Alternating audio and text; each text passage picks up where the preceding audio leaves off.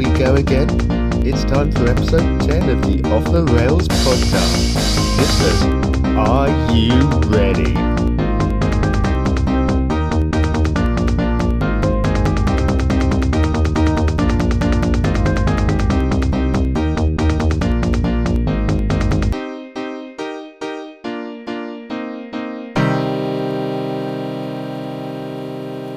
We've made it to episode 10, and that feels like it ought to be some kind of milestone for us.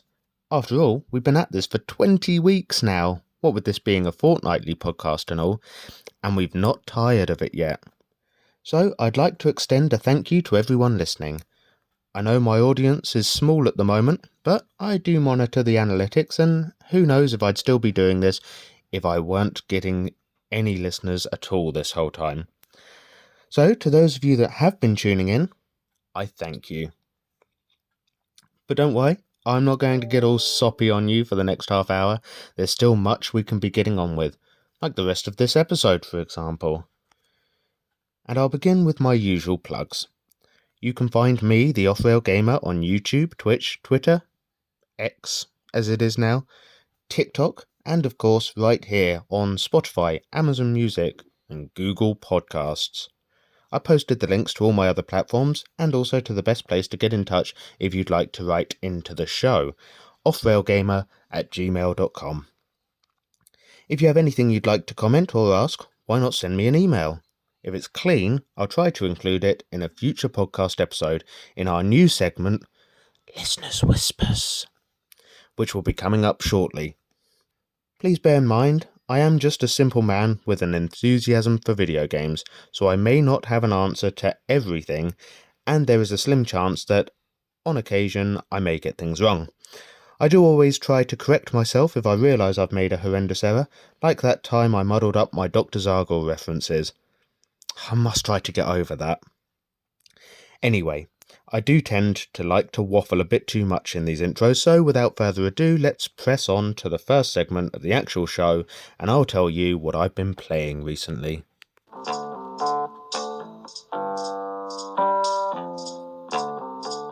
I missed a week on YouTube, for which I am truly sorry to anyone expecting to tune in for some regular Saturday morning content close to 2 weeks ago.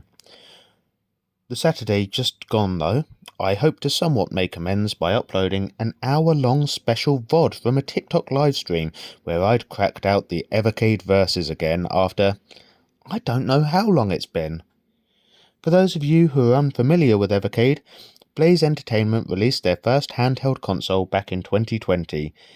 It plays cartridges loaded with a decent selection of classic retro games from the 8 and 16-bit era.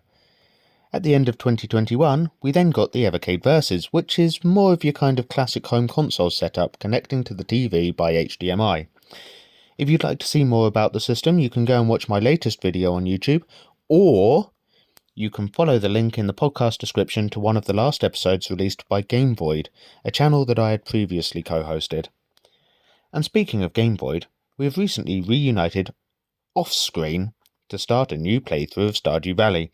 We're currently still in our first year of farming and are slowly completing the community centre bundles, but I've just fished a dinosaur egg out of one of the rivers, so it's exciting times ahead. But that's not all. I possibly should have tied this next bit in with the Evercade, but we're here now, so we'll just have to deal with it. Wait, deal with what? I hear you ask.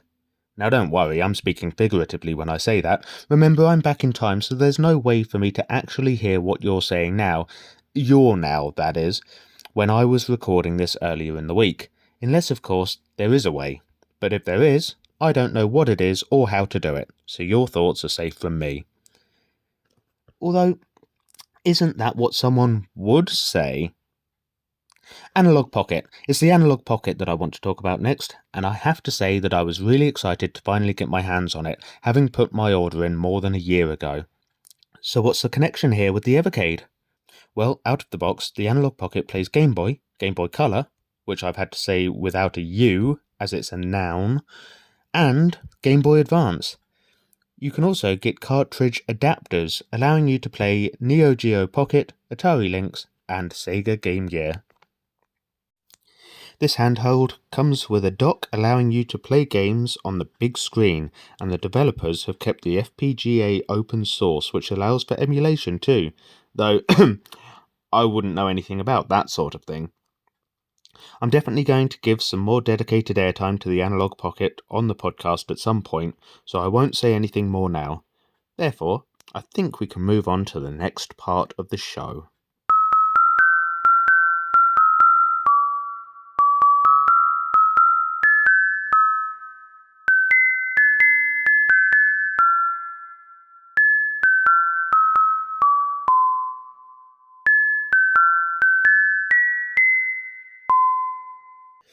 Since the last podcast aired, I've received 2 further communications from Lawrence in South Shields.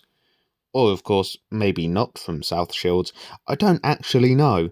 Listen, anyone who writes in is probably going to be from South Shields for the time being, because I think it sounds cool, and because I'm not going to give actual addresses out if I were privy to such information, which I'm not. It's just my way of trying to keep you all safe online. Maybe I need to think of somewhere else you can all be from, but for now it's South Shields, and I hope that's okay. Dear offrailgamer, please don't sneak up on me during the podcasts. If you do, I will carry on keeping my comments laundry fresh, but I must say that the second nasty shock didn't help. Woody Woodpecker is horrible, and I have never liked him. His game solidifies this opinion. On to more likeable characters, it was always hard to choose a favourite between Leonardo and Donatello. I assumed you missed the 10th unlikable game because it left such a bad taste in your mouth you couldn't even utter it. Brothers gave a lot more than I expected. No walking simulator this, more like an interactive storybook. I had to play impulsively, very against my own style of trying every angle first, but it paid off as it kept the game flowing like it didn't feel like I was playing a game at all. Lots I remember: the well, the giant's battlefield, the frozen snowman. The tableau of frozen people were very eerie and cool. And of course the 8-legged woman. Not so much the trolls for some reason. I really enjoyed exploring and seeing each scene of the various adapted myths and legends. A game somewhat similar was Limbo. It had much more platforming and puzzling going on, but very big on theme to tell its story, which was very heavy going with its monochrome graphics and bleak atmosphere. So enjoyable and engaging, but not exactly barrels of fun, much like its sequel, Inside. On the opposite end is Jazzpunk, a comedy adventure which earns the description zany, with its sentient martinis and cel-shaded graphics. Perplexing at times, but a nice departure from my usual fare. Thanks, and bye, Lawrence. I used to think Woody Woodpecker was colourful and fun, if a little irritating at times, but as a kid I did enjoy the Woody Woodpecker show. I did not, however, enjoy Woody Woodpecker racing, as I'm sure you all know, only too well now. Don't get me wrong, Lawrence, all of the turtles are cool, but for me there is no, and has never been, any competition for the top spot going to Donatello. I probably couldn't give you a convincing account supporting my conclusion today, though, as it's been bare time since I watched him in action. He just seemed to have his head on straight, more so than the others, in my opinion. It's funny that you mentioned Limbo and Inside, 2 games that I started, but then the puzzles got too puzzling for me. Though, interestingly, a good couple of months after I'd quit, I worked out what I needed to do where I got stuck in Inside, and I realised that the puzzle is not so very challenging after all, so I need to get back on that. By the way, Lawrence, since the last episode aired, I've been able to get my hands on a copy of Dread vs. Death for the PS2, so I'll be sure to let you know how I get on with that in due course. And here's Lawrence's second correspondence. Dear offrailgamer, great minds think alike is all I can say to the idea of you faking fan emails, although the spelling mistakes are a dead giveaway, if you listen really closely. And not trying to distract you, but the 90s evening TV lineup of Fresh Prince of Bel-Air, Simpsons and Robot Wars was ace. The start of 3D games with over-the-shoulder camera meant there was an explosion of novel control schemes. Games like Tomb Raider and Soul Reaver could be very unforgiving, especially if you were playing them only briefly at a friend's house like I did. Why people thought tank controls were suitable for non-tank entities is a puzzler. Thanks, and bye, Lawrence. Do you know what? 90s TV was pretty awesome, but I think it had to be. Although the internet was a thing, it wasn't exactly what it is today, and not everyone had access to it. We didn't get our first home computer, complete with dial-up, until 2000, so TV had to be good to keep us all entertained and on our best behaviour. Not like today, where I honestly couldn't name you anything I'd sit down and watch on the telly. No, not entirely true. I did recently enjoy watching Detectorists on Netflix. If you haven't already, I can highly recommend that series. It's nice and gentle, but with some true laugh-out-loud moments. Also, if you then go and play Lake, or watch the playthrough I uploaded to YouTube last year, you should find a pleasant surprise. I didn't often watch Robot Wars as a kid, as I was always out doing something when it was on, but on the days that I was home for it, I absolutely loved the carnage and destruction. Did you have a favourite house spot?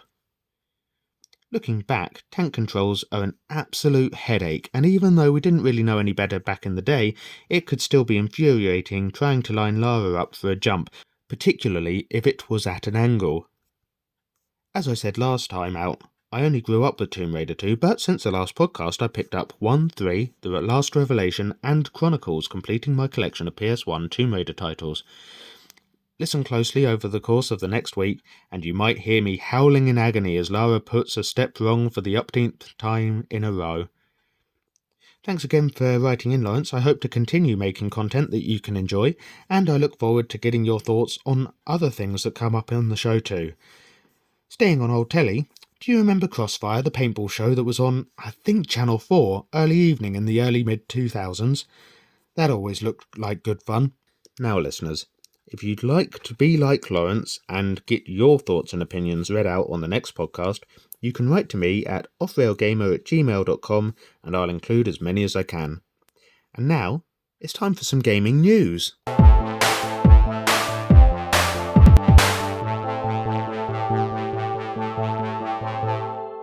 bbomb.com released an article on how the Nintendo Switch 2 is going to match PS5 on visuals and performance. Apparently, the Switch 2 dev kit is out there, and apparently when playing the Final Fantasy VII Remake, it's said to look like a PS5 game. This sounds really exciting, and I for one would love to hear more news on the Switch 2, particularly around a release date and cost. I love the Switch, and I think it runs huge games like Witcher 3, for example, really well. But imagine being able to effectively carry a PS5-like console around with you on the go. Just promise us some more Animal Crossing for it too, won't you, Nintendo? That'd be fab. If you want to read the article for yourself, I posted it in the podcast episode description. Now, if that story didn't get you all hot and bothered, maybe this next one will. Insider Gaming has written that claims have been made that, wait for it, Red Dead Redemption 3 is officially, in inverted commas, in the works. If true, the game will likely be years away from release. I mean, look how long it's been between GTA 5 and GTA 6. And that's not a bad thing in my opinion, by the way. To me, I feel like Rockstar can always be trusted to deliver, and their games are always worth the wait.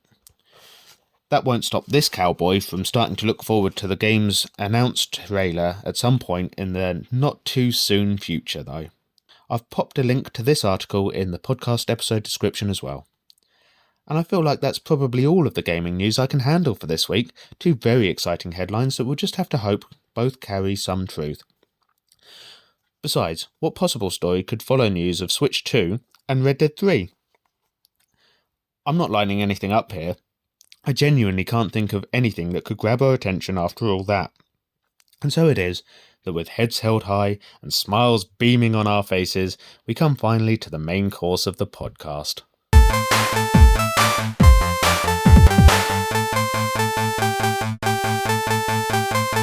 "21 years ago, a movie tie-in game released, and in my opinion, it was pretty flipping awesome. I'm not, on this occasion, talking about Disney's Lilo and Stitch on the Game Boy Advance. No, I'm talking about the phenomenon that took the world and has held it ever since. This week, I'm going to look back through my rose-tinted glasses at the Lord of the Rings The Two Towers video game, which I played on PS2. The game opens with the battle at Mount Doom, at which Isildur ultimately cut off Sauron's ring finger with his father's broken sword. Not only does this serve to give some background and history to the story that the game's about to put you, the player, into, but this first level also acts as a tutorial teaching the main controls. There are, I think, 4 further levels that feature scenes from the Fellowship of the Ring, which I will come on to soon, but first I'll give my thoughts as to why so much of a game tied in with the Two Towers focuses so much on the Fellowship book and movie. The Fellowship of the Ring did get its own video game, but rather than being a strict movie tie-in, it kind of did its own thing, with a quaint art style and, as far as I can tell, its own cast of voice actors.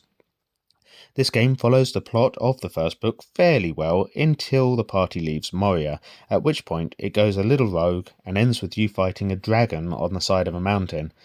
To this point, I don't know if the developers simply wanted a big finish to the game, or if they just got muddled with The Hobbit. Anyway, the point I'm coming to is that the Two Towers game may have featured scenes from the first film because 1, we hadn't played through these with the film sets and characters, and 2, to scrap the confused ending from the Fellowship game. Furthermore, the game follows Aragorn primarily, and so without following Hobbits Merry and Pippin, which to be fair would only result in 1 extra battle anyway, there probably aren't enough battles in the source material to draw on to make a full game. But I don't have an issue with it anyway, as the game is great fun and lets you play through all the best moments from the first 2 games in the trilogy. So let's get back to it then, shall we? The first level proper sees you take on the role of Aragorn defending the hobbits from the Ringwraiths on Weathertop. Here you must parry their attacks and keep your torch ablaze by replenishing it in a few scattered fires so that you can set alight the robes of the Nazgul and send them running and shrieking into the night. This is an easy level to rack up combos on, and that will make you feel like an absolute boss. I will tell you though that Weathertop is the last level that I used to play as Aragorn, and I'll tell you why now. After Weathertop, the game allows you to choose which character to play as between Aragorn, Legolas and Gimli. Although I would always have preferred to play as Aragorn since he's easily the coolest character in the series, I always found that the game was easier to complete as Legolas, whose upgrades, a game mechanic that I will come on to later, make him well OP in the later levels of the game. You know the story of The Lord of the Rings, of course. Frodo gets stabbed on Weathertop, so they race to Rivendell for some R&R, and it's here that the Fellowship is formed.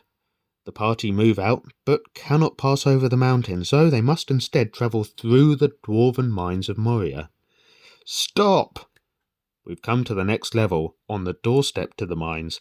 This is where Merry and Pippin awaken an ancient squid-like creature in the lake, and it attacks them for their troubles. Here you get to fight the mini freshwater kraken to its untimely demise before everyone hurries into the heart of the mountain and its strangely empty halls and corridors. What's that? They've got a what? A cave troll? Oh yes, dear sweet listeners, in the chamber with Balin's tomb, we're now going to fight hordes of orcs and a massive cave troll. This level is excellent fun, as you just keep swinging your blades and hacking up enemies. Then, towards the end of the fight, you hop up on a ledge to take on the cave troll on its own level. I don't know how many orcs actually flood the room here, but it really feels like an almost endless army. The game does a great job of making you feel like an absolute champion, and you'll be racking up those perfect combinations in no time. Following the storyline, the Fellowship eventually make a break for it, and, cue cutscene, Gandalf falls to a mighty Balrog. Or at least the pair of them plummet into the abyss, leaving our troop without a wizard. Fly, you fools! Now, you might be like me and be pleased to know that the game skips quite quickly over Lothlorien and sends you next to the last of the scenes from the Fellowship of the Ring, Amon Hen. When I played this game in my youth, I have to say that I found Amon Hen to be the most challenging level, as thereafter the character upgrades really start to come into their own. So, before we talk Amon Hen, let's address these upgrades I keep mentioning, shall we? After each level, you score points which, I think this is how it works from memory, you can trade in for upgrades. These include making Aragorn's sword, Gimli's axe, and Legolas's arrows on fire. And I don't mean fire like how Gen Z means things are cool. I mean the weapons are literally on fire, and set enemies on fire when you strike them. Ultimately, you can upgrade Legolas's arrows to be on pink fire, which can pierce shields and armour too, so no one's safe anymore.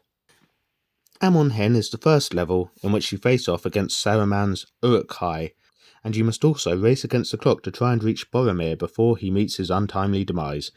Of course, you get there just too late to save his life, and now you're thrown into what I think might be the only boss battle in the game, as you avenge your fallen comrade and fight Lurtz to the death. After Amon Hen, you get into the really fun levels, starting with the settlements around Rohan. In this level, Saruman's Uruk-hai have been setting ablaze the thatched-roofed cottages, and you weave in and out of these collapsing structures whilst battling the White Wizard's army.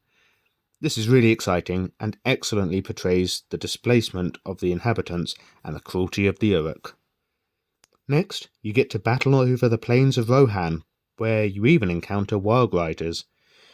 This is the scene that sees Aragorn take a tumble off a cliff whilst our heroes battle alongside Rohan's best warriors to draw attention off the citizens and refugees as they make their way towards Helm's Deep is the next location the game takes us to, and there are a couple of really neat levels here. First, you are positioned atop the ramparts and Saruman's approaching army keep putting up ladders in an effort to assault the fortress. Your job is to kick these ladders down and finish off any orcs and Uruk-hai that have managed to clamber up and find themselves amidst your ranks. It doesn't matter how effective you are at keeping these troops at bay though, because these guys have also brought a troll with them, and it's capable of breaking open the doors in the outer perimeter walls, granting the forces of evil access to the courtyard. Now your job is to fight the enemy in much closer quarters, including the trolls they have brought with them. Whilst battling with the swarms of orcs, you must remain vigilant as heavily armoured berserkers equipped with explosives are making a beeline straight for the defensive weak spot in Helm's Deep's fortified walls. I mean, did this place have the same architect as the Death Star or something? Eventually, Gandalf turns up with the Riders of Rohan, and they're pretty effective at telling the orcs and the Uruk to do one. But that's not quite the end of the game. After Helm's Deep, and this is not canon by the way, you can take your chosen character to Isengard to battle through wave after wave of enemy. In fact, I think this level has you fighting just about every enemy in the game, excluding the Nazgul, from simple orcs to Uruk-hai and berserkers, and I'm sure even cave trolls too. Of course, if you've levelled up appropriately, and especially if you've equipped Legolas's pink fire arrows, you should be able to complete all of the waves relatively easily, even though they do throw greater numbers of tougher combatants at you each round. And should you rise victorious at the end of it all, you'll unlock a new playable character, and can return to any of your favourite levels as Isildur. The Lord of the Rings: The Two Towers is my personal favourite LOTR game. It provides a challenge here and there whilst remaining forgiving enough that even someone like me can complete it. Essentially, it's a highlights reel from the first two films as well, cutting out all of the mopey elf rubbish in favour of more action. It's a PS2 title, so the graphics are hardly going to rival a title like Red Dead Redemption 2, but for my money, I think this one still holds up visually. But what are your thoughts on this one? Is it a classic, or would you not bother wasting your time with it? Why not let me know by voicing your opinion in an email to offrailgamer@gmail.com.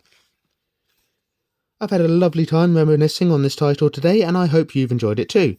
That's it for episode 10 of Off the Rails though. I'll be back here in 2 weeks' time, and before then I should be posting some videos to YouTube. Who knows, I might even sneak up a cheeky little stream on TikTok if I get the time. Until next we meet though, all I have left to say is bye!